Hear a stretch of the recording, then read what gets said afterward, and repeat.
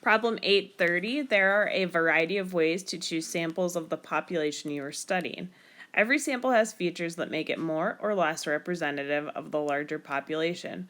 For example, if you want to represent all of the students at your school, but you surveyed all of the students at school 30 minutes after the last class has ended, you're likely to get a disproportionate number of students who play school sports, attend after-school activities, or go to after-school tutoring. Part A, if you ask the opinion of people around you, then you have used a convenience sample. Convenience because it's nice and easy. You're just using whoever's around, whoever you can get at the time. If you took a convenience sample right now, what would be some features of the sample? Would you expect a convenience sample to represent the entire student population at your school? Why or why not? So, this is a little bit dependent on some of us and our current situation with the stay-home order. So for part A, let's pretend like for a second we are in class and everything is good and we're in class. So if that were the case and we were in school and we were sitting in our, our Math 7 class, then we would most likely be surveying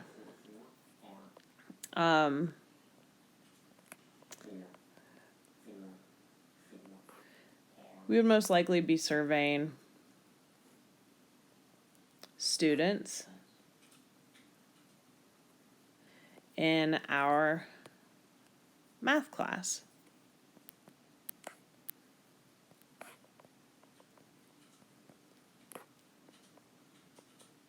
Right? Because on a typical day, if we were working on this together, this is, math class would be where we are doing this type of work. So we would most likely be surveying students in our math class.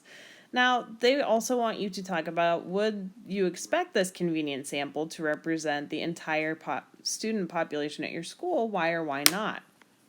We're going to say no, this would not be representative.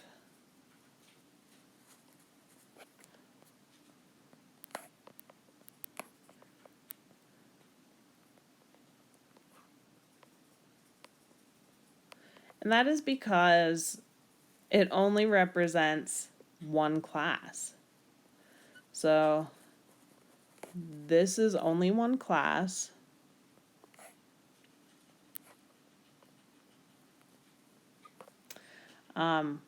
Which means it's math. So only one class, math class, and only one grade level, most likely. Now, there are some exceptions where, maybe somebody is advanced and they're a grade ahead, but for the most part, it's just going to be that one math class and one grade. So no, it's not going to be representative of the entire school population. Now, again, keep in mind that we're answering this question, pretending that it is a typical day at school. If we were doing a convenience sample right now, a lot of you would maybe be surveying siblings or family members. So we really wouldn't be able to get very many people. So now is not a good time to get a convenience sample. And, maybe some of us only live with one person or two people. So, no, it's not, that kind of takes the point away from a convenience sample. Now, we could survey people online, put an online survey out, but that also kind of destroys the purpose of it being convenient, because then we have to go and send it out online. So, just some things to think about. Part B. If you email or create an online questionnaire, then you have used a voluntary response sample. What are some features of the people in a volunteer response sample? Could it represent the sample of all of the students at the school accurately? All right, so for this question, It says, this one says specifically that we are emailing or creating an online questionnaire. So what are some of the features of the people in a voluntary response sample? And also, could it represent the sample of all of the students at the school accurately? Well, first of all, some features would be of the response sample. So some features of the response sample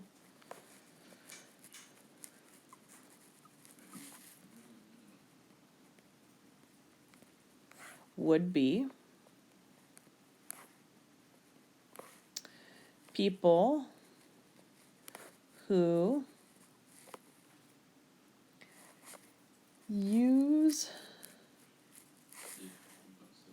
a computer or phone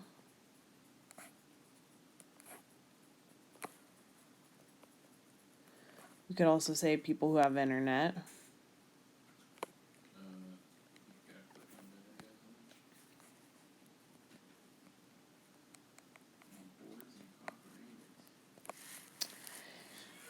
and also people who choose to respond.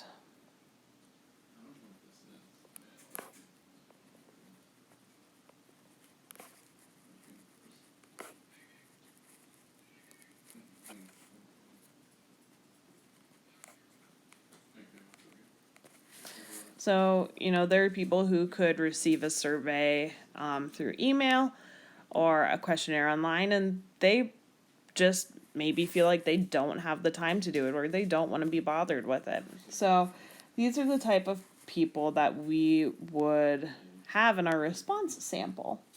Now, we also need to talk about it. Could it represent the sample of all of the students at the school accurately? Again, it does not accurately represent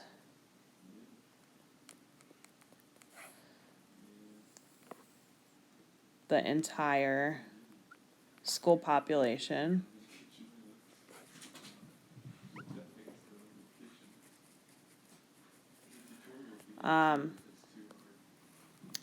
It's only representing just those who care enough to respond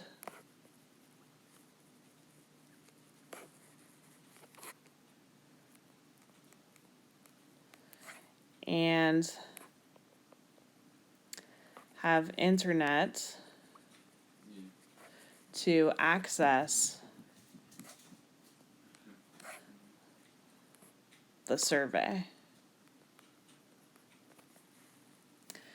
All right, so that's all for part B. You can always pause if you didn't get that written down. I am going to move on to C now.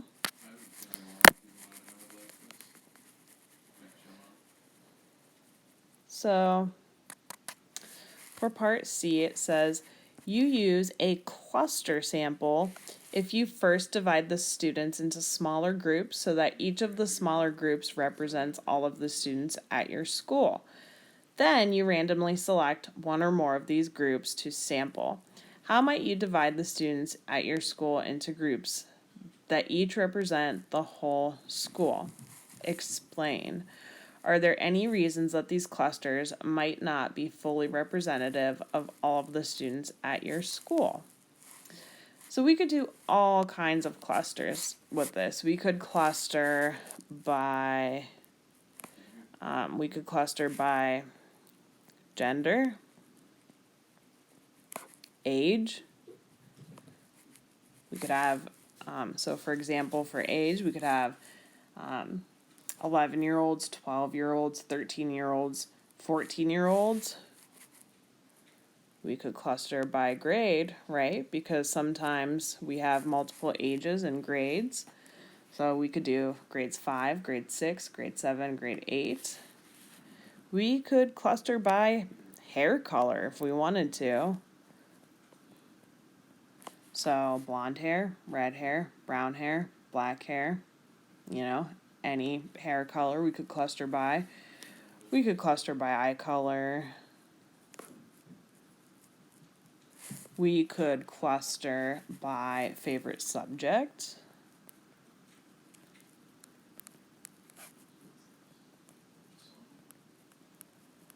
We could cluster by lunch period. Now, in our case at West Branch, the lunch period is also separated by grade level, but it's not everywhere. So these are just some examples of ways that we could cluster. So it is asking now, are there any reasons that these clusters might not be fully representative of all of the students at your school? So, yes, there are reasons. And that is because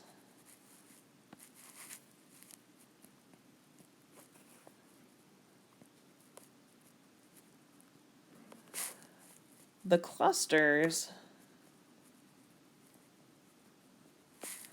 are grouped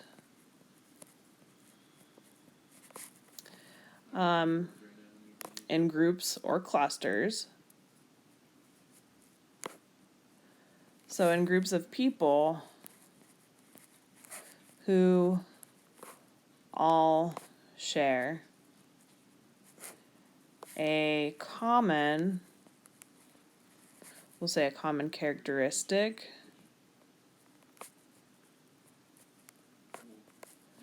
Again, whether that's age, or if you're male or female, or if you're in 5th grade, 6th grade, 7th grade, 8th grade. So yes, there are reasons that they can't be fully representative of the students at our school because the clusters are grouped into groups of people who all share a common characteristic. So it is not representative of the entire school population.